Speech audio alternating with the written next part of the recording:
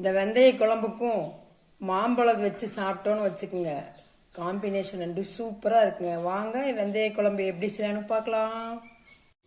என் அன்பு உள்ளங்களுக்கு வணக்கம். இன்னைக்கு நான் வெந்தய குழம்பு வைக்கலான்னு இருக்கேங்க.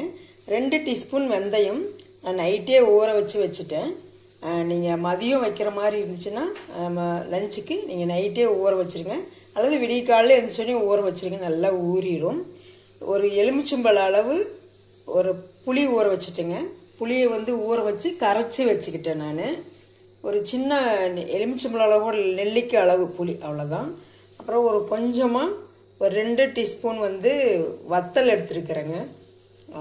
காஞ்ச வத்தல் எடுத்துருக்கேன். அதையும் ஒரு 10 நிமிஷம் ஊற வச்சுக்கிட்டேன். பூண்டு ஒரு கைப்பிடி அளவு பூண்டு, 2 தக்காளி, பெருவெங்காயம் எடுத்துக்கிட்டுங்க. நம்ம சின்ன வெங்காயம் போட்டாலும் சூப்பராக தான் இருக்கும். இப்போ இதெல்லாம் தேவையானதுங்க. இப்போ இது பார்த்தீங்கன்னா கடுகு ஒரு 2 டீஸ்பூன், மிளகு ஒரு 10, ஜீரகம் ஒரு 1/4 டீஸ்பூன், வெந்தயம் ஒரு 2 பிஞ்சு போட்டிருக்கிறேன். இப்போ இது எல்லாம் தனியாக வறுத்து அரைச்சி வச்சுக்கலாங்க. இந்த 2 தக்காளி நம்ம வெறும் பச்சை தக்காளிவே மிக்சியில் போட்டு அரைச்சிட்டு வந்துடலாம். இப்போ இந்த வறுக்க வேண்டிய சாமான்கள்லாம் வறுத்துக்கிட்டு வந்துடலாங்க. இது கூட 2 மிளகாவும் போட்டு வறுத்துக்கலாங்க.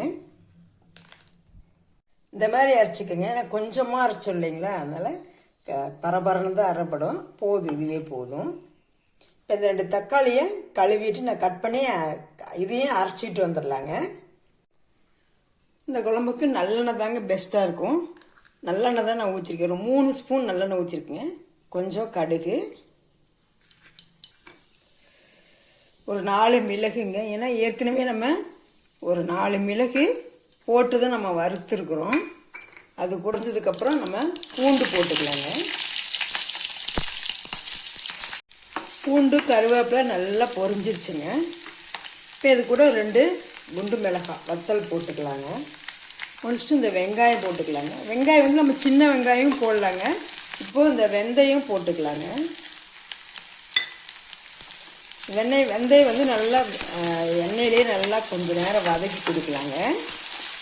இந்த வெந்தயம் நல்லா வதங்கிடுச்சுங்க எண்ணெய்க்குள்ள. இப்போ நம்ம அந்த வத்தலை போட்டுக்கலாம்.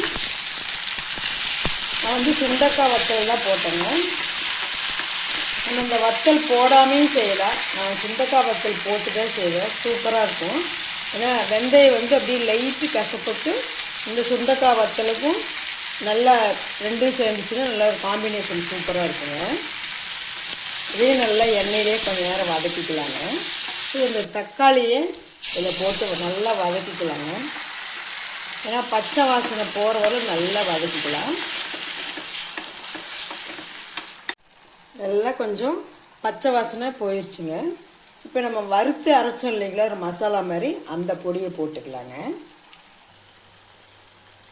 அப்புறம் மஞ்சள் தூள், வீட்டு சாம்பார் பொடி, கொத்தமல்லி தூள் இதெல்லாம் கொஞ்சம் போட்டுக்கலாங்க. ஒரு 1/4 டீஸ்பூன். குழம்பு எந்த அளவுக்கு இருக்கோ அந்த அளவு போட்டால் போதும். உங்களுக்கு காரம் எப்படியோ அப்படி போட்டுக்கோங்க. இது கூட தேவையான அளவு உப்பு. இப்போ இந்த புளி தண்ணி எடுத்து வச்சுருந்தோம் இல்லைங்களா, அதுவும் ஊற்றிக்கலாம். இதெல்லாம் சேர்ந்து ஒரு 5 நிமிஷம் நல்லா கொதிக்கிட்டுங்க. கொதிச்சதுக்கப்புறம் நம்ம நிறுத்திக்கலாம். எண்ணெயெல்லாம் பிரிஞ்சு வந்துருச்சுங்க, போதுங்க. இன்னும் நீங்கள் திக்காக வேணும்னா இன்னும் கொஞ்சம் நேரம் விடுங்க. இதுவே போதுங்க நமக்கு. இப்போ கடைசியாக கொஞ்சம் வெல்லம், அப்புறம் பெருங்காயத்தூள் போட்டிருக்கிறேங்க. நீங்கள் கட்டி பெருங்காயம் போடணும்னா வறுப்போம் இல்லைங்களா, அந்த வறுக்கிற பொருள் போடும்போதே கட்டி பெருங்காயம் போட்டு வறுத்துக்கோங்க. அவ்வளோதாங்க. வெந்தய புளிக்குழம்பு சூப்பராக ரெடி ஆயிடுச்சுங்க. நீ வத்தல் நம்ம விருப்பம்தான். இது நான் இந்த மாதிரி காம்பினேஷனில் வச்சு எனக்கு ரொம்ப பிடிக்கும். அந்த டேஸ்ட் ரொம்ப எனக்கு பிடிச்சிருந்துச்சு. அதனால தான் நான் உங்களுக்கும் சொன்னேங்க. நீங்களும் இந்த மாதிரி வச்சு பாருங்கள், டேஸ்ட்டு சூப்பராக இருக்கும். ஏன்னா சின்ன வெங்காயம் போட்டால் கொஞ்சம் அந்த இனிப்புத்தன்மை இருக்காது. அதனால தான் நான் பெரிய வெங்காயம் போட்டிருக்கேன். அந்த சுண்டை வத்தலுக்கும் வெந்தயத்தினுடைய அந்த லைட்டாக அந்த கசப்புத்தன்மைக்கும் ரெண்டுமே காம்பினேஷன் சூப்பராக இருக்குங்க.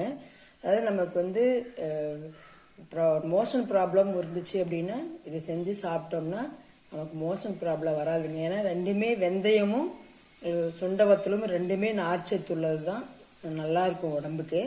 நீங்கள் டக்குன்னு நம்ம இதை செஞ்சு வச்சுக்கிட்டோம்னா 4 நாளைக்கு இருந்தாலும் இது கெட்டே போகாதுங்க, சூப்பராக இருக்கும்.